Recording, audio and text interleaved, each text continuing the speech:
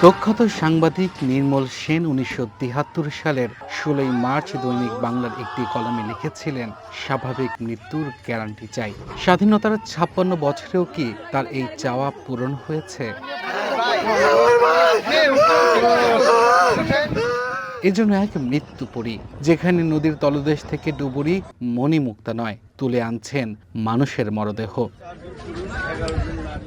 বুধবার বিকেল কুষ্টিয়া থেকে ঢাকাগামী সৌহার্দ্য পরিবহনের একটি বাস নিয়ন্ত্রণ হারিয়ে রাজবাড়ীর দৌলদিয়া ঘাটের পন্টুন থেকে পড়ে যায় পদ্মা নদীতে। গুটি কয়েকজন বাস থেকে বের হতে পারলেও অধিকাংশ যাত্রী থেকে যান বাসের ভেতর। ফায়ার সার্ভিস উদ্ধার কাজ শুরু করলেও বাসটি নদীতে পড়ে ৯০ ফুট গভীরে চলে যাওয়ায় বাধে বিপত্তি। দীর্ঘ সময় অভিযান চালিয়ে রাত ১২টা ৩৮ মিনিটে বাসটি উদ্ধার করা হয়। সেখানে মেলে ২০ জনের মরদেহ। পরে বৃহস্পতিবার সকালে সেই সংখ্যা দাঁড়ায় ২৬-এ, যাদের মধ্যে ১১ জন নারী ও ৭ জন শিশু রয়েছে। ড্রাইভার হচ্ছে পান খেতে গিয়েছিল, আর হেল্পার হলো গাড়িতে ফেরিতে উঠাতে গিয়েছিল। এই ফেরিতে উঠাতে হেল্পার হচ্ছে প্রশিক্ষিত না, যে কারণে এই বাসটা ব্রেক ফেল করার কারণে বাসটি পানিতে পড়ে যায়। কয়েকজন যে লাভ দিবে এর কোনো পরিস্থিতি ছিল না, যেটা ডুব দিয়ে উঠাবে কোনোই ছিল না, সম্পূর্ণ গাড়ি উল্টা ছিল। উল্টা হয়ে কয়েক সেকেন্ডের ভিতরে আমরা সবাই ছিলাম উপরে, তো বাস দেখলাম যে খুব দ্রুত গতিতে এসে নদীতে পড়ে গেল। তখন আমাদের স্থানীয় লোকজন ছিল, 7 জনকে তখন উদ্ধার করছে। সময় গড়ায় নদী তীরে বাড়ে স্বজনদের আহাজারি। জীবিত না হোক, মৃত হলেও প্রিয়জনকে শেষবারের মতো দেখতে চান তারা। ছোট চাচাকে পাওয়া যায়নি। আমার ছোট চাচি আর ছোট চাচা দুজন চিকিৎসার উদ্দেশ্যে ঢাকা যাইতেছিল। কাল অ্যাক্সিডেন্টে আমার চাচিকে পাইছি, কিন্তু ছোট চাচাকে পাইছি।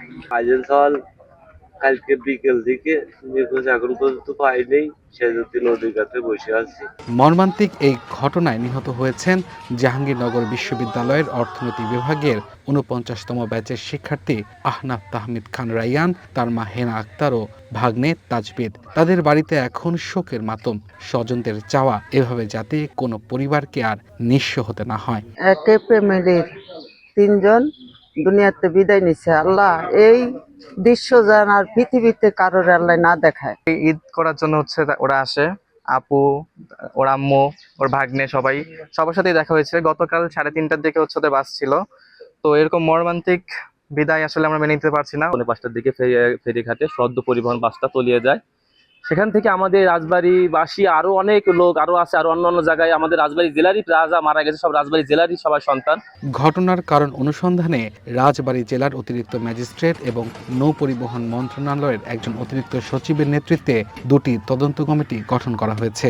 উভয় কমিটিকে আগামী 3 কার্যদিবসের মধ্যে প্রতিবেদন জমা দিতে বলা হয়েছে। সর্বশেষ 26 জনকে উদ্ধার করেছি।